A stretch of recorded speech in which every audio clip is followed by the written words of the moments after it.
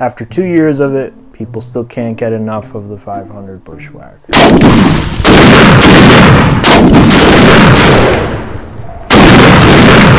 It's like an African safari rifle for your hand. Now, there's been a lot of buzz lately about pistol caliber carbines, and compared to pistol caliber pistols, these guns are easier to shoot accurately or at range, and they're a bit more controllable. And compared to rifle caliber rifles, pistol caliber carbines are usually cheaper to shoot. They're more compact, they're more controllable, they don't produce as much blast or as much noise. But if you've ever eaten fast food, you know there's a hidden menu meant exclusively for TikTok influencers to harass teenagers who work at Taco Bell for minimum wage. You got the salt on it, never touches the human hand. Very good, very nice good. and full. And there's something like that for gun companies too. What if I told you that there's a hidden menu pistol caliber carbine chambered in 500 Bushwhacker that you're not going to find on anybody's website, and all you have to do is ask for it? And here it is, a pistol caliber carbine chambered in the most powerful handgun cartridge in the world. And it's not even close to being the most powerful rifle. And this is a 500 Bushwhacker BFR for reference. But what's the point? The government wants you to have a 16-inch barrel on your rifle, and we comply with that because we don't want to go to jail. Because you'd be in jail. But we're talking about pistol calibers here.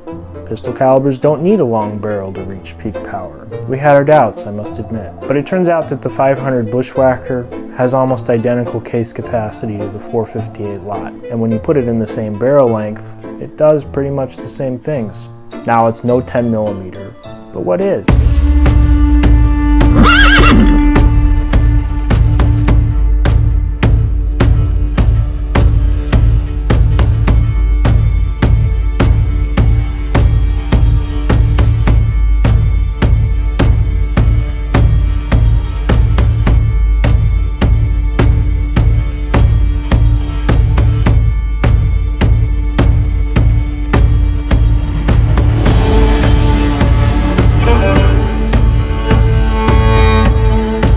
Now, velocities and energies are pretty much abstractions. They don't necessarily tell you how a projectile is going to function in the real world.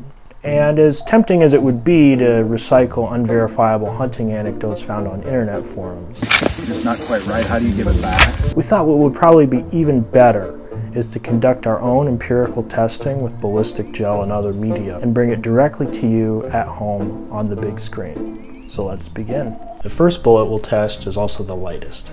It's the Lehigh 230 grain Xtreme Defense.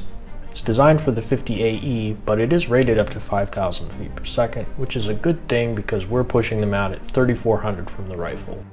That drops down to 3,000 for the revolver. This bullet has spiral flutes cut into the nose, which are meant to mimic the performance of a hollow point without resorting to an expanding design. So in other words, while this bullet is a solid, it's not built for penetration.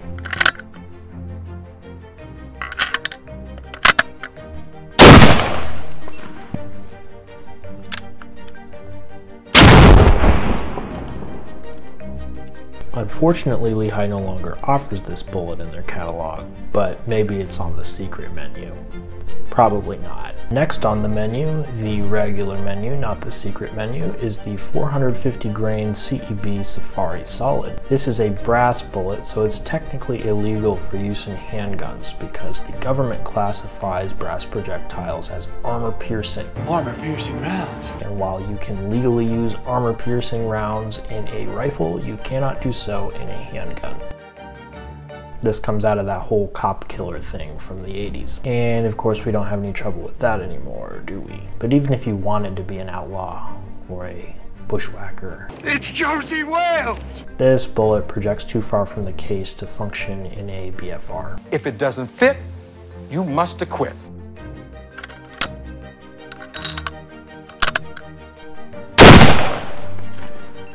You went low, didn't you? No.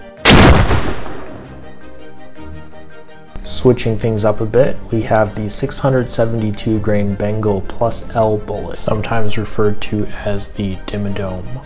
Now when we increase the loaded length of the cartridge, we're really doing the same thing to our power potential that we do when we lengthen the brass case itself, like we did when we created the 500 Bushwhacker in the first place.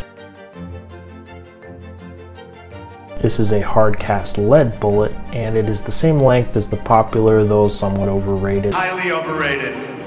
700 grain 500 Smith & Wesson designs. The copper gas check and the coating that you see are intended to prevent lead fouling from accumulating. And the red color stands for the Republic of Latvia.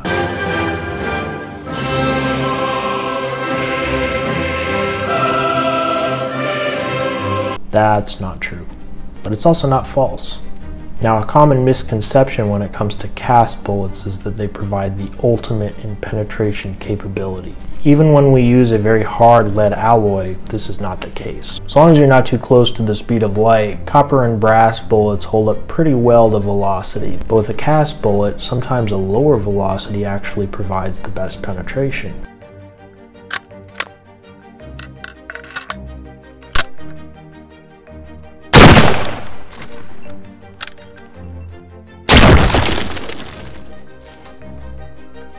Now the 375 grain cutting edge solid is basically a shorter version of their 450 grain bullet. The shorter version of the African big game cartridge. It has a lower sectional density and it doesn't penetrate quite as well. It does recoil less though.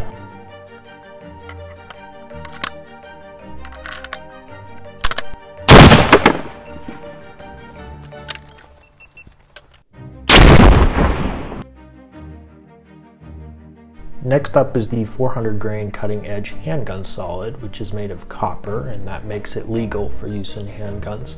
Is that legal? I will make it legal. It has a shorter cartridge overall length if you seat it to the crimp groove than some of the brass bullets we've been working with, so it's really well suited for the revolvers.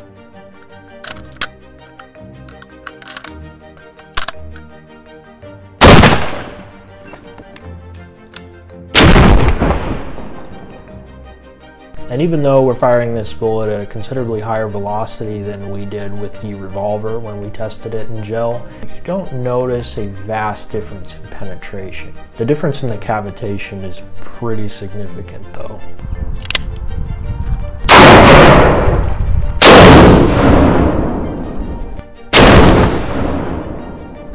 Expanding bullets are on the horizon, but first, it's time to crown a king.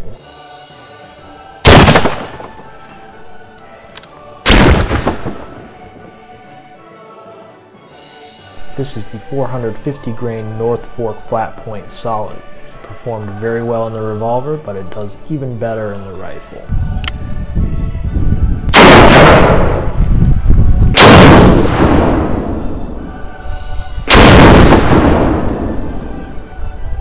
I'm actually not sure there's any animal in the creation that requires this much penetration, but it's probably better to have too much than not enough. Unless you shoot through your target and hit another target that you didn't want to be a target. 9mm guys are worried about over-penetration at 20 inches.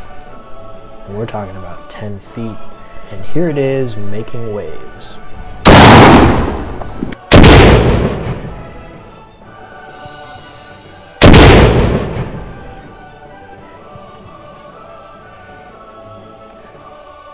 And here you have the footage set up so you can compare everything directly.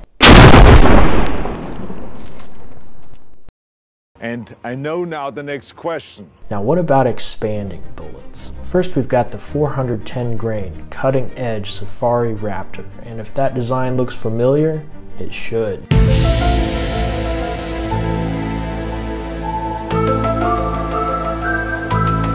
Now this bullet's a sort of compromise between a solid and an expanding design, because when it hits the target, 4 petals shear off from the base and form separate wound channels as the base carries on like a solid.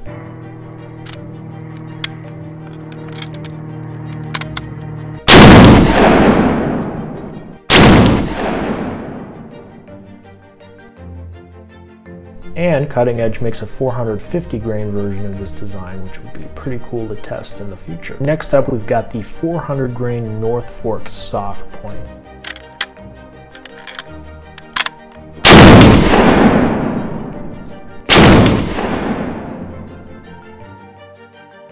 And here's the 340 grain cutting edge Handgun Raptor, which should also look familiar to you.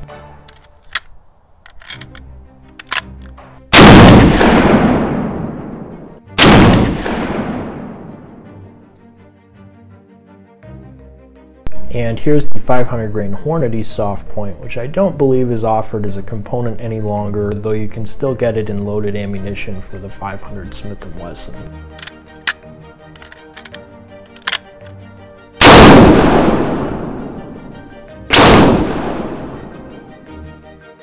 It performs pretty well, but I think the 3 bullets we've seen so far outclass it. Here we have the Barnes bullets. They are 275, 325, and 375 grains. The heavier 2 have a more aerodynamic profile, so they're especially well suited to rifle use. If you wanted to use them in a revolver, you'd have to trim your cases.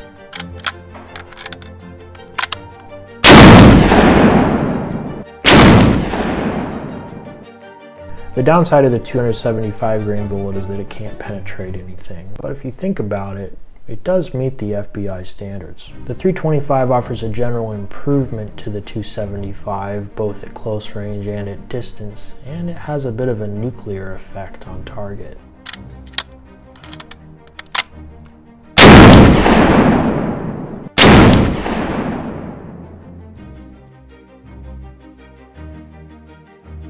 And the 375 is even better yet.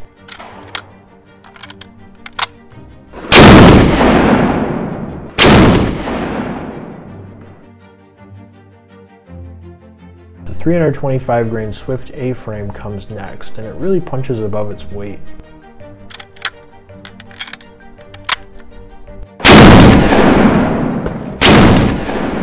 Now I am become death, the destroyer of worlds.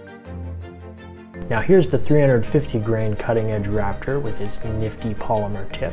This is actually a reversible design, so you can load it backwards as a solid or forwards as an expanding bullet. And the manufacturer does advertise that as a feature. I'm not just making this up.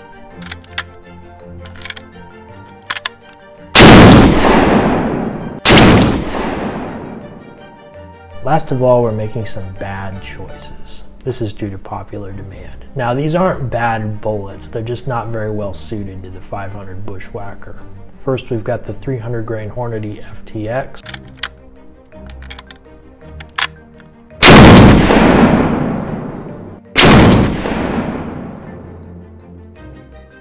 And then we have the 400 grain Winchester Platinum Point. These are made for a different application and the Bushwhacker's pretty hard on them. You're not a wolf. And this is the land of wolves now.